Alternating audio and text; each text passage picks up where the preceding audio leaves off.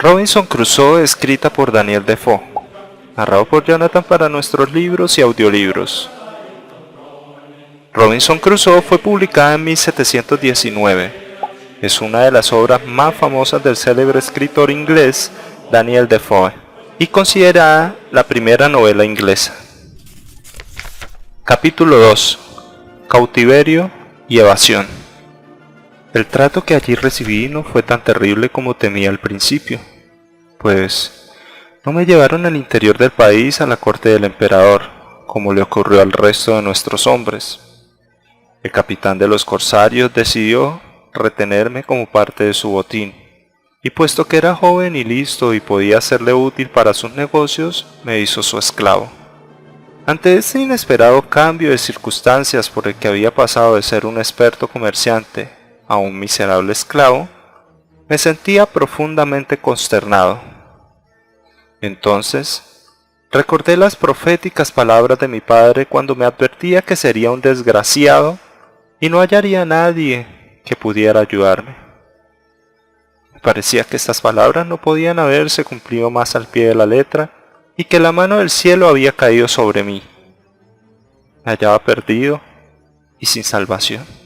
Mas, ay, esto solo era una muestra de las desgracias que me aguardaban, como se verá en lo que sigue de esta historia. Como mi nuevo patrón, o señor, me había llevado a su casa, tenía la esperanza de que me llevara consigo cuando volviese al mar. Estaba convencido de que tarde o temprano su destino sería caer prisionero de la Armada española o portuguesa y de ese modo yo recobraría mi libertad. Pero muy pronto se desvanecieron mis esperanzas, porque cuando partió hacia el mar, me dejó en tierra a cargo de su jardincillo y de las tareas domésticas que suelen desempeñar los esclavos, y cuando regresó de su viaje me ordenó permanecer a bordo del barco para custodiarlo. En aquel tiempo no pensaba en otra cosa que en fugarme y en la mejor forma de hacerlo, pero no lograba hallar ningún método que fuera mínimamente viable. No había ningún indicio racional de que pudiera llevar a cabo mis planes, pues no tenía nadie a quien comunicárselos ni que estuviera dispuesto a acompañarme. Tampoco tenía amigos entre los esclavos, ni había por allí ningún otro inglés, irlandés o escocés aparte de mí. Así, pues durante 2 años, si bien me complacía con la idea, no tenía ninguna perspectiva alentadora de realizarla. Al cabo de casi 2 años se presentó una extraña circunstancia que reavivó mis intenciones de hacer algo por recobrar mi libertad. Mi amo permanecía en casa por más tiempo de lo habitual y sin alistar la nave, según oí, por falta de dinero. 1 o 2 veces por semana, si hacía buen tiempo, cogía la pinaza del barco y salía a pescar a la rada. A menudo nos llevaba a mí y a un joven morisco para que remáramos, pues le agradábamos mucho. Yo di muestras de ser tan diestro en la pesca que a veces me mandaba con uno de sus parientes moros y con el joven, el morisco, a fin de que le trajésemos pescado para la comida. Una vez mientras íbamos a pescar en una mañana clara y tranquila, se levantó una niebla tan espesa que aún estando a media legua de la costa no podíamos divisarla, de manera que nos pusimos a remar sin saber en qué dirección y así estuvimos remando todo el día y la noche. Cuando amaneció nos dimos cuenta de que habíamos remado mar adentro en vez de hacia la costa y que estábamos al menos a 2 leguas de la orilla. No obstante logramos regresar, no sin mucho esfuerzo y peligro, porque el viento comenzó a soplar con fuerza en la mañana y estábamos débiles por el hambre. Nuestro amo, prevenido por este desastre, decidió ser más cuidadoso en el futuro. Usaría la chalupa de nuestro barco inglés y no volvería a salir de pesca sin llevar consigo la brújula y algunas provisiones. Entonces le ordenó al carpintero de su barco, que también era un esclavo inglés, que construyera un pequeño camarote o cabina en medio de la chalupa, como las que tienen las barcazas, con espacio suficiente a popa para que se pudiesen largar la vela mayor y a proa para que 2 hombres pudiesen manipular las velas. La chalupa navegaba con una vela triangular que llamábamos lomo de cordero, y la bomba estaba asegurada sobre el techo del camarote. Este era bajo y muy cómodo y suficientemente amplio para guarecer a mi amo y a uno o dos de sus esclavos. Tenía una mesa para comer y unos pequeños armarios para guardar algunas botellas de su licor favorito y sobre todo su pan, su arroz y su café. A menudo salíamos a pescar en este bote y como yo era el pescador más diestro, nunca salía sin mí. Sucedió que un día para divertirse o pescar, había hecho planes para salir con 2 o 3 moros que gozaban de cierto prestigio en el lugar y a quienes quería agasajar espléndidamente. Para esto, ordenó que la noche anterior se llevaran a bordo más provisiones que las habituales y me mandó preparar pólvora y municiones para 3 escopetas que llevaba a bordo, pues pensaba cazar además de pescar. Aparejé todas las cosas como me había indicado y esperé a la mañana siguiente con la chalupa limpia, su insignia y sus gallardetes enarbolados y todo lo necesario para acomodar a sus huéspedes. De pronto, mi amo subió a bordo solo y me dijo que sus huéspedes habían cancelado el paseo a causa de un asunto imprevisto y me ordenó, como de costumbre, salir en la chalupa con el moro y el joven a pescar, ya que sus amigos vendrían a cenar a su casa. Me mandó que tan pronto hubiese cogido algunos peces los llevara a su casa y así me dispuse a hacerlo. En ese momento volvieron a mi mente aquellas antiguas esperanzas de libertad, ya que tendría una pequeña embarcación a mi cargo.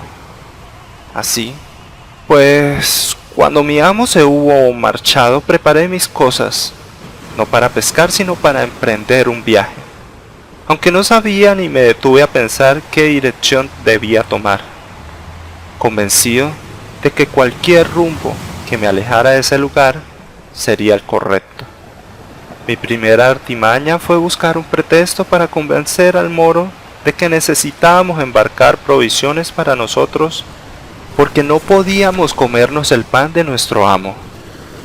Me respondió que era cierto y trajo una gran canasta con galletas o bizcochos de los que ellos confeccionaban y 3 tinajas de agua. Yo sabía dónde estaba la caja de licores de mi amo, que evidentemente por la marca había adquirido el botín de algún barco inglés. De modo que la subí a bordo mientras el moro estaba en la playa, para que pareciera que estaba allí por orden del amo. Me llevé también un bloque de cera que pesaba más de 50 libras, un rollo de bramante o cuerda, un hacha, una sierra y un martillo, que me fueron de gran utilidad posteriormente, sobre todo la cera para hacer velas. Le tendí otra trampa en la cual cayó con la misma ingenuidad. Su nombre era Ismael, pero lo llamaban Muli o Moley. Moley, le dije, las armas de nuestro amo están a bordo del bote.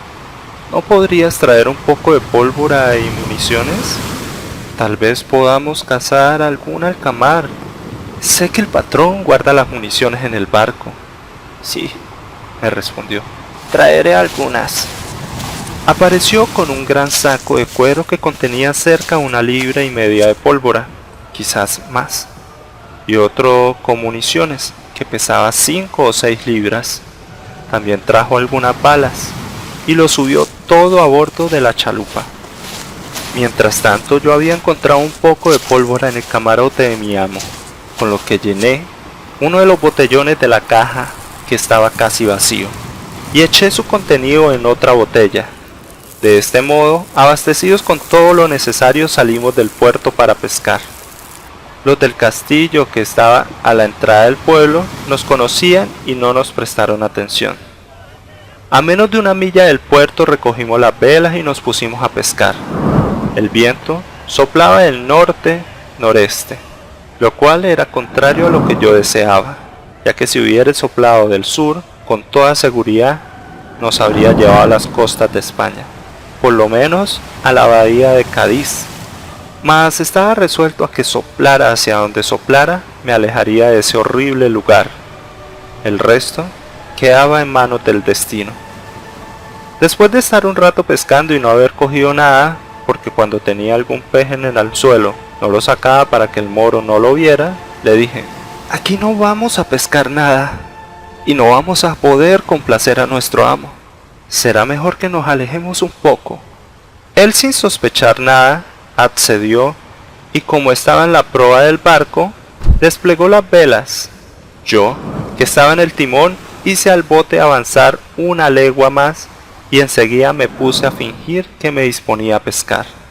Entonces, entregándole el timón al chico, me acerqué a donde estaba el moro y, agachándome como si fuese a recoger algo detrás de él, lo agarré por sorpresa por la entrepierna y lo arrojé al mar por la borda. Inmediatamente subió a la superficie porque flotaba como un corcho. Me llamó, me suplicó que lo dejara subir. Me dijo que iría conmigo al fin del mundo y comenzó a nadar hacia el bote con tanta velocidad que me habría alcanzado enseguida, puesto que soplaba muy poco viento. En ese momento entré en la cabina y, cogiendo una de las armas de caza, le apunté con ella y le dije que no le había hecho daño, ni se lo haría si se quedaba tranquilo. Pero, le dije, puedes nadar lo suficientemente bien como para llegar a la orilla. El mar está en calma, así que intenta llegar a ella y no te haré daño. Pero si te acercas al bote, te meteré un tiro en la cabeza, pues estoy decidido a recuperar mi libertad. De este modo se dio la vuelta y nadó hacia la orilla. No dudo que haya llegado bien, porque era un excelente nadador. Tal vez me hubiese convenido llevarme al moro y arrojar al niño al agua, pero la verdad es que no tenía ninguna razón para confiar en él. Cuando se alejó, me volví al chico, a quien llamaban Suri, y le dije: Suri, si quieres serme fiel, te haré un gran hombre, pero si no te pasas la mano por la cara, lo cual quiere decir jurar por Mahoma y la barba de su padre, tendré que arrojarte también al mar. El niño me sonrió y me habló con tanta inocencia que no pude menos que confiar en él. Me juró que me sería fiel y que iría conmigo al fin del mundo. Mientras estuvimos al alcance de la vista del moro, que seguía nadando, mantuve el bote en dirección al mar abierto, más bien un poco inclinado a barlovento, para que pareciera que me dirigía a la boca del estrecho, como en verdad lo habría hecho cualquier persona que estuviera en su sano juicio. Pues, ¿quién podía imaginar que navegábamos hacia el sur, rumbo a una costa bárbara, donde con toda seguridad tribus enteras de negros nos rodearían con sus canoas para destruirnos, donde no podríamos tocar tierra ni una sola vez sin ser devorados por las bestias salvajes, o por los hombres salvajes que eran aún más despiadados que éstas? Pero tan pronto oscureció, cambié el rumbo y enfilé directamente al sur, ligeramente inclinado hacia el este para no alejarme demasiado de la costa. Con el buen viento que soplaba y el mar en calma, navegamos tan bien que al día siguiente, a las 3 de la tarde, cuando vi tierra por primera vez, no podía estar a menos de 150 millas al sur de Salé, mucho más allá de los dominios del emperador de Marruecos, quizás de cualquier otro monarca de aquellos lares, ya que no se divisaba persona alguna. No obstante, era tal el temor que tenía de los moros y de caer en sus manos, que no me detuve. Ni me acerqué a la orilla ni bajé a anclas, pues el viento seguía soplando favorablemente. Decidí seguir navegando en el mismo rumbo durante otros 5 días, cuando el viento comenzó a soplar del sur. Decidí que si alguno de nuestros barcos había salido a buscarnos, a estas alturas se habría dado por vencido. Así pues, me aventuré a acercarme a la costa y me anclé en la boca de un pequeño río, sin saber cuál era, ni dónde estaba, ni en qué latitud se encontraba, ni en qué país o en qué nación. No podía divisar a nadie, ni deseaba hacerlo, porque lo único que me interesaba era conseguir agua fresca.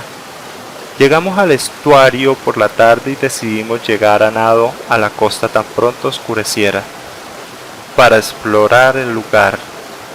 Mas tan pronto oscureció comenzamos a escuchar un aterrador ruido de ladridos, aullidos, bramidos y rugidos de animales feroces, desconocidos para nosotros. El pobre chico estaba a punto de morirse de miedo y me suplicó que no fuéramos a la orilla hasta que se hiciese el día. Bien, Suri, le dije, entonces no lo haremos, pero puede que en el día veamos hombres tan peligrosos como esos leones. Entonces, les disparamos escopeta, Dijo Suri sonriendo. hacemos huir. Suri había aprendido a hablar un inglés entrecortado, conversando con nosotros los esclavos. Sin embargo, me alegraba ver que el chico estuviera tan contento y para animarlo le di a beber un pequeño trago de la caja de botellas de nuestro amo. Después de todo, el consejo de Suri me parecía razonable y lo acepté. Echamos nuestra pequeña ancla y permanecimos tranquilos toda la noche. Digo tranquilos porque ninguno de los dos pudo dormir. Al cabo de 2 o 3 horas comenzamos a ver que enormes criaturas, pues no sabíamos qué llamarlas, de todo tipo, descendían hasta la playa y se metían en el agua, revolcándose y lavándose por el mero placer de refrescarse, mientras emitían gritos y aullidos como nunca los habíamos escuchado. Suri estaba aterrorizado y en verdad yo también lo estaba, pero nos asustamos mucho más cuando advertimos que una de esas poderosas criaturas nadaba hacia nuestro bote. No podíamos verla, pero por sus resoplidos parecía una bestia enorme, monstruosa y feroz. Suri decía que era un león. Tal vez lo fuera, mas yo no lo sabía. El pobre chico me pidió a gritos que eleváramos el ancla y remáramos mar adentro. No, dije, soltaremos el cable con la olla y nos alejaremos. No podrá seguirnos tan lejos. No bien había hecho esto cuando me percaté de que la criatura, o lo que fuese, estaba a 2 remos de distancia, lo cual me sorprendió mucho. Entré a toda velocidad en la cabina y cogiendo mi escopeta le disparé, lo que le hizo dar la vuelta inmediatamente y ponerse a nadar hacia la playa. Es imposible describir los horrorosos ruidos, los espeluznantes alaridos y los aullidos que provocamos con el disparo, tanto en la orilla de la playa como tierra adentro, pues creo que esas criaturas nunca antes habían escuchado un sonido igual. Estaba convencido de que no intentaríamos ir a la orilla por la noche y me preguntaba cómo lo haríamos durante el día, pues me parecía que caer en manos de aquellos salvajes era tan terrible como caer en las garras de leones y tigres.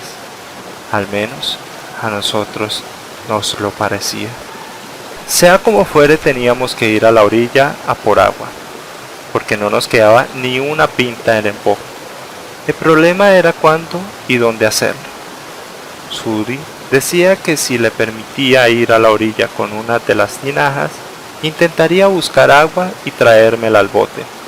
Le pregunté por qué prefería ir él a que fuera yo mientras él se quedaba en el bote, a lo que respondió con tanto afecto que desde entonces lo quise para siempre. Si los salvajes vienen y me comen, tú escapas. Entonces, Suri, le dije, iremos los dos y si vienen los salvajes los mataremos y así no se comerán a ninguno de los dos. Le di un pedazo de galleta para que comiera y otro trago de la caja de botellas del amo que mencioné anteriormente. Aproximamos el bote a la orilla hasta donde nos pareció prudente y nadamos hasta la playa, sin otra cosa que nuestros brazos y 2 tinajas para el agua. Yo no quería perder de vista el bote, porque temía que los salvajes vinieran en sus canoas río abajo.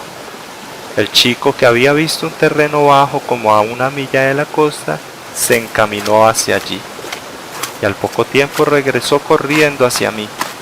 Pensé que lo perseguía algún salvaje que se había asustado al ver alguna bestia y corrí hacia él para socorrerle. Mas cuando me acerqué, Vi que traía algo colgando de los hombros, un animal que había cazado. Parecía una liebre, pero de otro color y con las patas más largas.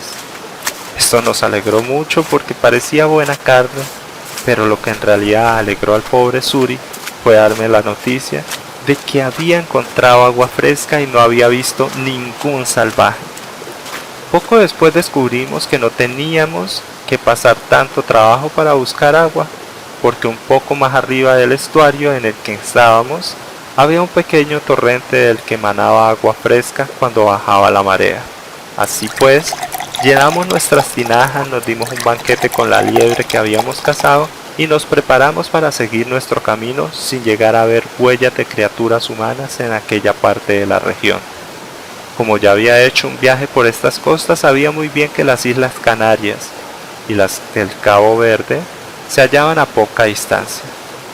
Mas como no tenía instrumentos para calcular la latitud en la que estábamos, ni sabía con certeza, o al menos no lo recordaba, en qué latitud estaban las islas, no sabía dónde dirigirme ni cuál sería el mejor momento para hacerlo. De otro modo, me habría sido fácil encontrarlas. No obstante, tenía la esperanza de que si permanecía cerca de esta costa hasta llegar a donde traficaban los ingleses, encontraría alguna embarcación en su ruta habitual de comercio, que estuviera dispuesta a ayudarnos. Según mis cálculos más exactos, el lugar en el que nos encontrábamos debía estar en la región que colindaba con los dominios del emperador de Marruecos y los inhóspitos dominios de los negros, donde solo habitan las bestias salvajes, una región abandonada por los negros que se trasladaron al sur por miedo a los moros y por estos últimos porque no consideraban que valiera la pena habitarla a causa de su desolación. En resumidas cuentas, unos y otros la habían abandonado por la gran cantidad de tigres, leones, leopardos y demás fieras que allí habitaban. Los moros solo la utilizaban para cazar, actividad que realizaban en grupos de 2 o 3 mil hombres. Así pues, en 100 millas a lo largo de la costa, no vimos más que un vasto territorio desierto de día y de noche, y no escuchábamos más que aullidos y rugidos de bestias salvajes. Una o dos veces durante el día me pareció ver el pico de Tenerife, que es el pico más alto de las montañas de Tenerife en las Canarias, mas entraron muchas ganas de aventurarme con la esperanza de llegar allí, y en efecto lo intenté 2 veces. Pero el viento contrario y el mar, demasiado alto para mi pequeña embarcación, me hicieron retroceder, por lo que decidí seguir mi primer objetivo y mantenerme cerca de la costa. Después de abandonar aquel sitio, me vi obligado a volver a tierra varias veces a buscar agua fresca. Una de estas veces, temprano en la mañana, anclamos al pie de un pequeño promontorio, bastante elevado, y allí nos quedamos hasta que la marea, que comenzaba a subir, nos impulsase. Suri, cuyos ojos parecían estar mucho más atentos que los míos, me llamó suavemente y me dijo que retrocediéramos. «Mira, allí», me dijo, «monstruo terrible, dormido en la ladera de la colina». Miré hacia donde apuntaba y ciertamente vi un monstruo terrible, pues se trataba de un león inmenso que estaba echado a la orilla de la playa, bajo la sombra de la parte sobresaliente de la colina que parecía caer sobre él. «Suri», le dije, «debes ir a la playa y matarlo». Me miró aterrorizado y dijo, «¿Matarlo? Me come de una boca». En verdad quería decir de un bocado. No le dije nada más, sino que le ordené que permaneciese quieto. Tomé el arma de mayor tamaño, que era casi como un mosquete, la cargué con abundante pólvora y 2 trozos de plomo y la dejé aparte. Entonces, cargué otro fusil con 2 balas y luego un tercero, pues teníamos 3 armas. Apunté lo mejor que pude con el primer arma para dispararle en la cabeza, pero como estaba echado con las patas sobre la nariz, los plomos le dieron en una pata a la altura de la rodilla y le partieron el hueso. Intentó ponerse en pie mientras rugía ferozmente, pero como tenía la pata partida volvió a caer al suelo. Luego se puso en pie con las otras 3 patas y lanzó el rugido más espeluznante que jamás hubiese oído. Me sorprendió no haberle dado en la cabeza e inmediatamente tomé el segundo fusil y pese a que ya había comenzado a alejarse, le disparé otra vez en la cabeza y tuve el placer de verlo caer, emitiendo apenas un quejido y luchando por vivir. Entonces Suri recobró el valor y me pidió que le dejara ir a la orilla. Está bien, ve, le dije. El chico saltó al agua sujetando el arma pequeña en una mano. Se acercó al animal, le puso la culata del fusil cerca de la oreja, le disparó nuevamente en la cabeza y lo remató. Esto era más bien un juego para nosotros, pero no servía para alimentarnos y lamenté haber gastado 3 cargas de pólvora en dispararle a un animal que no nos servía para nada. No obstante, Suri dijo que quería llevarse algo, así que subió a bordo y me pidió que le diera el hacha. ¿Para qué la quieres, Suri?, le pregunté. Yo corto cabeza, me contestó, pero no pudo hacerlo, de manera que le cortó una pata que era enorme y la trajo consigo. De pronto se me ocurrió que la piel del león podía servirnos de algo y decidí desollarlo si podía. Inmediatamente nos pusimos a trabajar y Suri demostró ser mucho más diestro que yo en la labor, pues en realidad no tenía mucha idea de cómo realizarla. Nos tomó todo el día, pero por fin pudimos quitarle la piel y la extendimos sobre la cabina. En 2 días se secó al sol y desde entonces la utilizaba para dormir sobre ella. Después de esta parada navegamos hacia el sur durante 10 o 12 días consumiendo con parquedad las provisiones, que comenzaban a disminuir rápidamente y yendo a la orilla solo cuando era necesario para buscar agua fresca. Mi intención era llegar al río Gambia o al Senegal, es decir, a cualquier lugar cerca del Cabo Verde, donde esperaba encontrar algún barco europeo. De lo contrario no sabía qué rumbo tomar, como no fuese navegar en busca de las islas o morir entre los negros. Sabía que todas las naves que venían de Europa pasaban por ese cabo o esas islas de camino a Guinea, Brasil o las Indias Orientales. En pocas palabras aposté toda mi fortuna a esa posibilidad, de manera que encontraba un barco o perecía. Una vez tomada esta resolución, al cabo de 10 días comencé a advertir que la tierra estaba habitada. En 2 o 3 lugares a nuestro paso vimos gente que nos observaba desde la playa. Nos percatamos de que eran bastante negros y estaban totalmente desnudos. Una vez sentí el impulso de desembarcar y dirigirme a ellos, pero Suri, que era mi mejor consejero, me dijo, no ir, no ir. No obstante me dirigí a la playa más cercana para hablar con ellos y vi cómo corrían un buen tramo a lo largo de la playa, a la par que nosotros.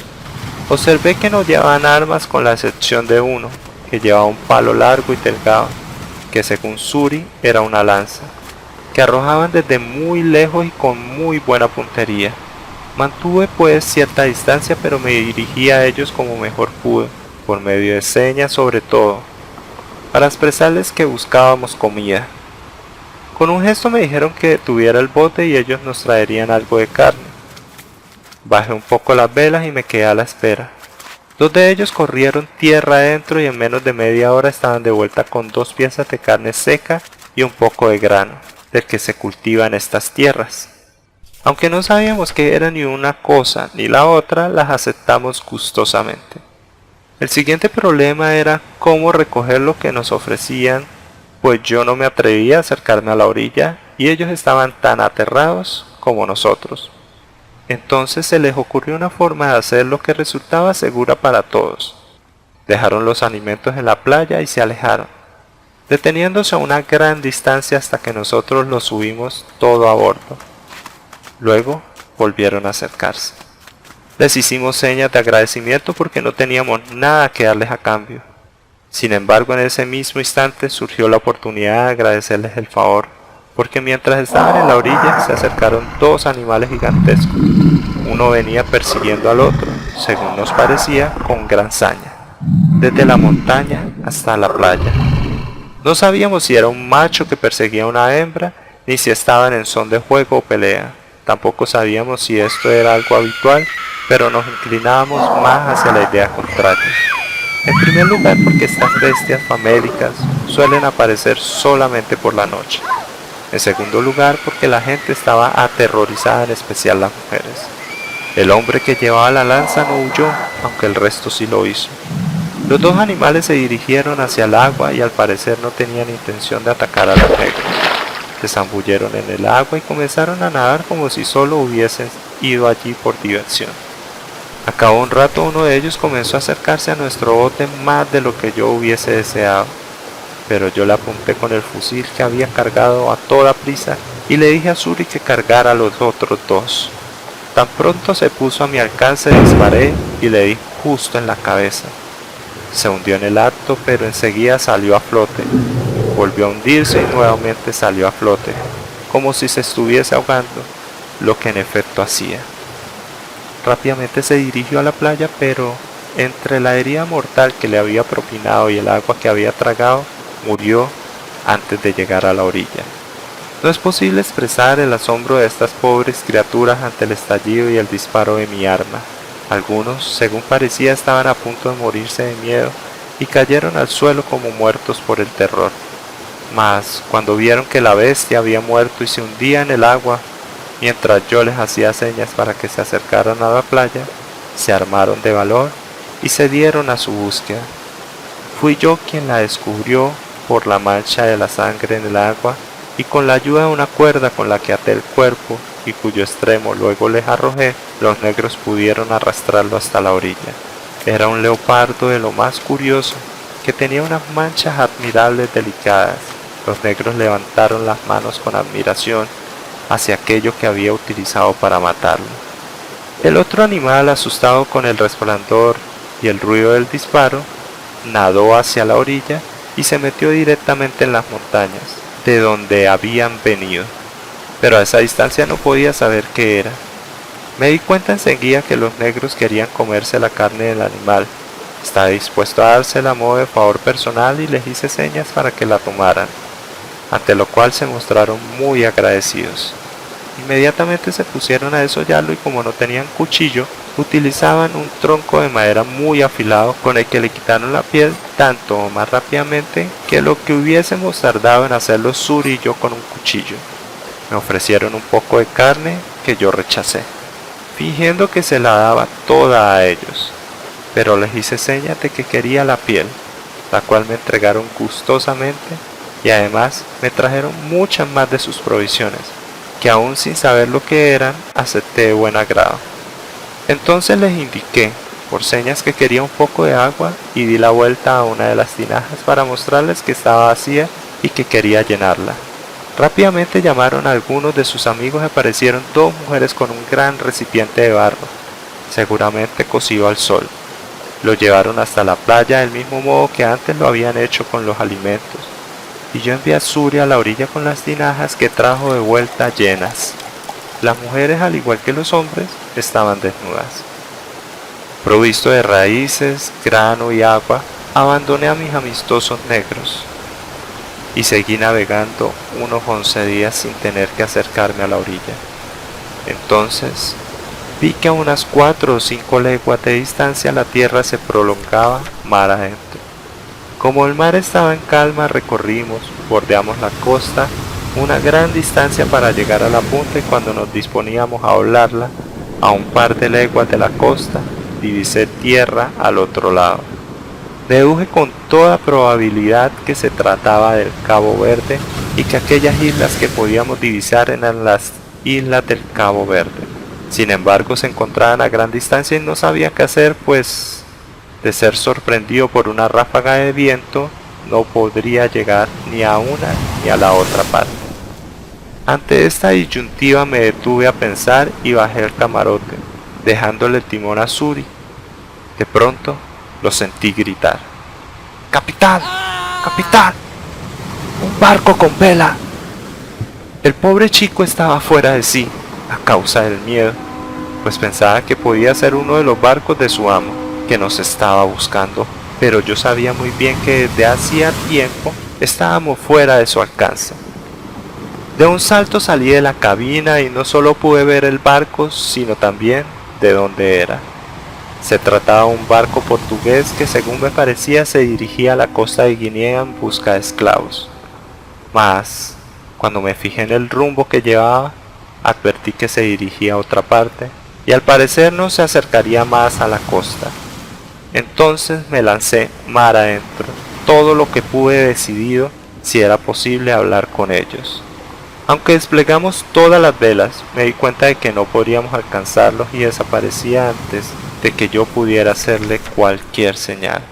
Cuando había puesto el bote a toda marcha y comenzaba a desesperar, ellos me vieron a mí, al parecer con la ayuda de su catalejo. Viendo que se trataba de una barcaza europea que debía pertenecer a algún barco perdido, bajaron las velas para que yo pudiera alcanzarlos. Esto me alentó y como llevaba a bordo la bandera de mi amo, la agité en el aire, en señal de socorro y disparé un tiro con el arma. Al ver ambas señales, porque después me dijeron que habían visto la bandera y el humo, aunque no habían escuchado el disparo, detuvieron la nave generosamente y al cabo de 3 horas pude llegar hasta ellos. Me preguntaron de dónde era en portugués, español y francés, pero yo no entendía ninguna de estas lenguas. Finalmente un marinero escocés que iba a bordo me llamó y le contesté. Le dije que era inglés y que me había escapado de los moros, que me habían hecho esclavo en Sale. Entonces me dijeron que subiera a bordo y muy amablemente me acogieron con todas mis pertenencias. Cualquiera podría entender la indecible alegría que sentí al verme liberado de la situación tan miserable y desesperanzada en la que me hallaba. Inmediatamente le ofrecí al capitán del barco todo lo que tenía, como muestra de agradecimiento por mi rescate. Él, con mucha delicadeza, me dijo que no tomaría nada de lo mío, sino que todo me sería devuelto cuando llegáramos a Brasil. Puesto que, me dijo, os he salvado la vida del mismo modo que yo habría deseado que me la salvaran a mí, y puede que alguna vez me encuentre en una situación similar. Si os llevo a Brasil, un país tan lejano del vuestro, y os quito vuestras pertenencias, moriréis de hambre y entonces os estaré quitando la misma vida que ahora os acabo de salvar. No, señor inglés, os llevaré por caridad y vuestras pertenencias os servirán para buscaros el sustento y pagar el viaje de regreso a vuestra patria. Así como se mostró caritativo en su oferta, fue muy puntual a la hora de llevarla a cabo, pues les ordenó a los marineros que no tocaran ninguna de mis pertenencias. Tomó posesión de todas mis cosas y me entregó un inventario preciso de ellas, en el que incluía hasta mis 3 tinajas de barro. En cuanto a mi bote, que era muy bueno, y él se dio cuenta de ello, me dijo que lo compraría para su barco y me preguntó cuánto quería por él. Yo le respondí que había sido tan generoso conmigo que no podía ponerle precio y lo dejaba completamente a su criterio. Me contestó que me daría una nota firmada por 80 piezas de A8, que me pagaría cuando llegáramos a Brasil y una vez allí, si alguien me hacía una mejor oferta, él la igualaría. También me ofreció 60 piezas de A8 por Suri, pero yo no estaba dispuesto a aceptarlas. No porque no quisiera dejárselo al capitán, sino porque no estaba dispuesto a vender la libertad del chico, que me había servido con tanta lealtad a recuperar la mía.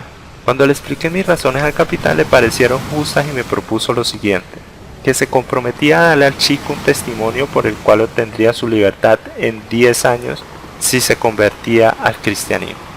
Como Suri dijo que estaba dispuesto a irse con él, se lo cedí al capitán. Hicimos un estupendo viaje a Brasil y llegamos al cabo de unos 20 días, a la bahía de Todos los Santos. Una vez más había escapado de la muerte más miserable, y debía pensar qué sería de mi vida. Fin del capítulo 2 de Robinson Crusoe, escrita por Daniel Defoe, narrado por Jonathan para nuestros libros y audiolibros.